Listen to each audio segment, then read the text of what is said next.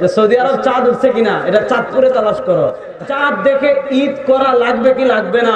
প্রতি বছর ঈদ আসলে দেখছি আপনাদের হাজীগঞ্জে একদল আছে এরা সৌদি আরবের সাথে ঈদ করে। গত বছর দেখছি আমাদের 2 দিন আগে ঈদ।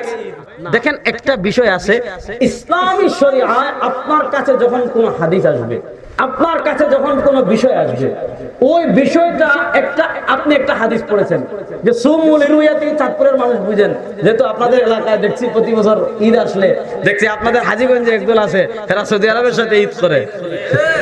আসেনি আপনাদের এই কাছেই মনে হয় নাকি? আচ্ছা যাক আছে, দেখবেন বাংলাদেশের একদিন আগে রোজা রাখে না?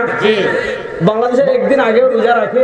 আবার গত বছর দেখছি আমাদের 2 দিন আগে ঈদ। বাংলাদেশের মানুষ এখন ট্রোল করে যে সৌদি আরব চাঁদ উঠছে কিনা এটা চাঁদপুরে তালাশ করো, কারণ চাঁদপুর আর সৌদি আরব একসাথে করে না, সুতরাং চাঁদপুর আর সৌদি আরবের মধ্যে মিল আছে। এবার দেখেন একটা হাদিস আছে, সুমু লিরুয়াতিহি, কথা বুঝেন, সুমু লিরুয়াতিহি, তোমরা রোজা রাখো, সুমু রোজা রাখো, লিরুয়াতিহি দেখে, চাঁদ দেখে। এবার চাঁদ দেখে রোজা রাখা লাগবে কি লাগবে না? লাগবে। মা কথা কয় না। চাঁদ দেখে রোজা ভাঙা লাগবে কি লাগবে না? লাগবে। চাঁদ দেখে ঈদ করা লাগবে কি লাগবে না? লাগবে।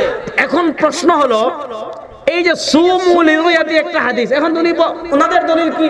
যেহেতু নবী বলেছেন চাঁদ দেখে রোজা রাখো, এখন যেহেতু এক জায়গায় চাঁদ দেখা হয়ে গেছে, আমি না হয় না দেখলাম, সৌদি আরব তো দেখা হয়ে গিয়েছে, আমি না হয় না দেখলাম, ইয়ামান তো দেখা হয়ে গিয়েছে, আমি না হয় না দেখলাম, দিমাশকে দেখা হয়ে গিয়েছে, আমি না হয় না দেখলাম, আফগানিস্তানে দেখা হয়ে গিয়েছে, সুতরাং জেহাদ দেখতে হয়ে গিয়েছে, সুতরাং রোজা রাখতে হবে সৌদির সাথে, ঈদ করতে হবে সৌদির সাথে, এটা হলো তাদের জাস্ট যুক্তি।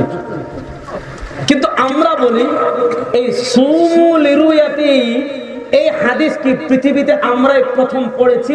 আমাদের আগে সাহাবায়ে কেরাম কেউ এই হাদিস জীবনে শুনেন নাই। হ্যাঁ কথা বুঝেন, আমাদের আগে সাহাবায়ে কেরাম রিদওয়ানুল্লাহি আলাইহিম আজমাইন যারা পৃথিবীতে ছিলেন, সাহাবায়ে কেরাম রিদওয়ানুল্লাহি আলাইহিম আজমাইন এই হাদিস শুনেছেন কি শুনেন নাই? এখন দেখতে হবে আপনি এই হাদিস থেকে একটা জিনিস বুঝছেন, একই হাদিস সাহাবায়ে কেরাম পড়েছেন, একই হাদিস তাবেঈনগণ পড়েছেন, একই হাদিস তাবেঈনগণ পড়েছেন। এবার দেখতে হবে যে হাদিস থেকে আপনি যে ব্যাখ্যা করছেন, দেখতে হবে ওই ব্যাখ্যা সাহাবায়ে কেরামের ব্যাখ্যার সাথে মিল আছে কিনা, ওই ব্যাখ্যা তাবেঈনের ব্যাখ্যার সাথে মিল আছে কিনা, ওই ব্যাখ্যা তাবেঈনের ব্যাখ্যার সাথে মিল আছে কিনা। যদি মিল থাকে আপনার ব্যাখ্যা ঠিক, আর যদি মিল না থাকে আপনার ব্যাখ্যার নাম মন গড়া ব্যাখ্যা।